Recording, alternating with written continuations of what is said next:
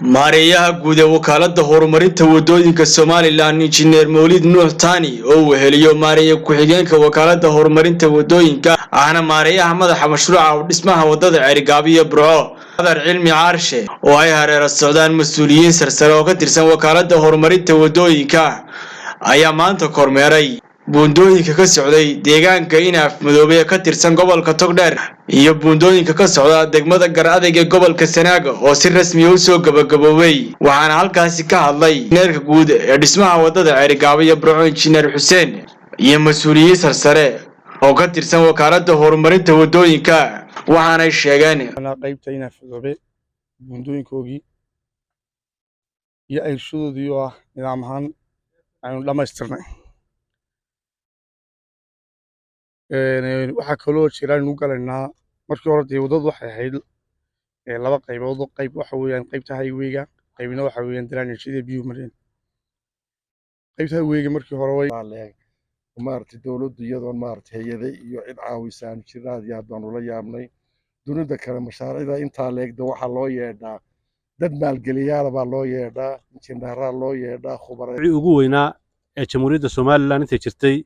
la qabtay iyadoo isku tashi la sameeyay oo lala kaashan cidnaba adduunyada arrintaas waxay tusaysaa inaynu qabsan karro wax kasta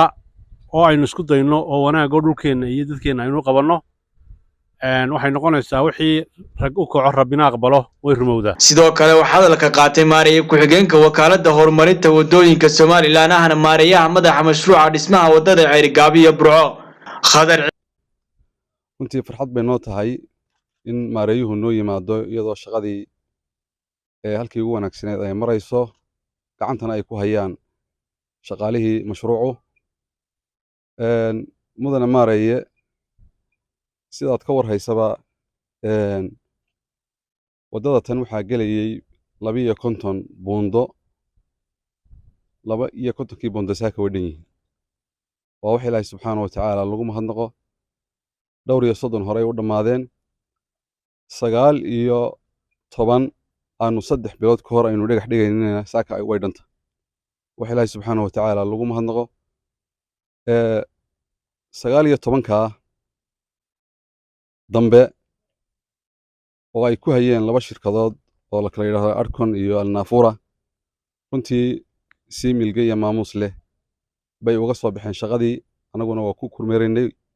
waanu ku daba jirnay wixii tala iyo toosinana waanu la joognay mashruucan 19 buunda ah oo aan oran karo waxa ku baxay nus milyan taasi waxay tusinaysaa sida dawladda tan uu gaadhooyinka ka yahay mudane Muuse Biixi Cabdi sida ay mashruucan uga hagar baxday sidoo kale maareeyaha ku-xigeenka wakaaladda horumarinta wadooyinka hadalkiisa sii wata ayaa si kulul ugu jawaabay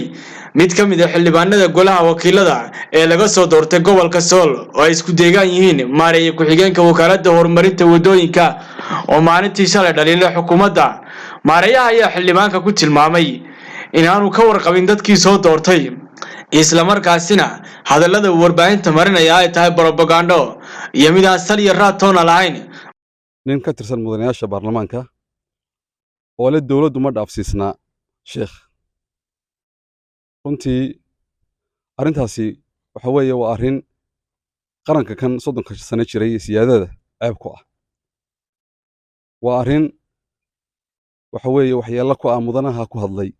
in la yiraahdo dawladda Somaliland ma dhaafto sheekh waxaynu ogsoonahay wadarteenba dalka inay soo mareen abaaro inay soo mareen cudurro aynu caalamka kala sinnayn oo mashaariicdii horumarinta in badan oo ka mid la joojiyay haddana madaxweynaha iyo xukuumaddiisu ay goosteen mashruuca wadada Cerigaabiyo Burco inaanu mar qura istaagin mashiikh bay ku taallaa wadadan iminka aynu joognaa mise waxay ku taallaa Saraar iyo Sanaag iyo Togdheer qaybo ka mid ah taasi waxay markhaati ka tahay hadalka uu mudanahaasi ku tiraabay inaan wax laaliyo xaq jiraan jirin oo ay tahay cadceedii oo la doonayo in sacab lagu qariyo ninkii gabayaga ahaa Carabeed waxa uu yiri qatunkiru al-aynu daw ash-shamsi min ramadin wa yunkiru al-famu ta'ma al-ma'i min saqami waxa laga yaabaa ishu inay dafirto fallaaraha qorraxda oo tiraahdo qoraxdu maanta madooba bukaan isha ku dhacay aawadeed qoraxdii way jirtaa laakiin ishaa bugtaan arkaynin falaadhii qoraxda carabkuna waxa laga yaabaa inuu inkiro biyaha macaan dhadhankoodii gobolka Saraar inaan wax caafimaad la yiraahdo ka shaqeeya aanu jirin inaan ambalaasi joogin waxaan u cadeynaynaa bulshada reer Somaliland gobolka Saraar waxaa jooga 3 ambalaas sidee loo rumaysan karaa paracetamol oog ma taalo wax aad xaqiiqada uga fog saakan waxaan la hadlay gudoomiyihii degmada oog waxa uu tilmaamay MCH-ku inuu 24 saacadood u shaqeeyo oo tiimkaasi aanay ka seexanin ayuu i xaqiijiyay isaga iyo gudoomiyaha gobolka Saraar oo labadaba aan la xiriiro ahayd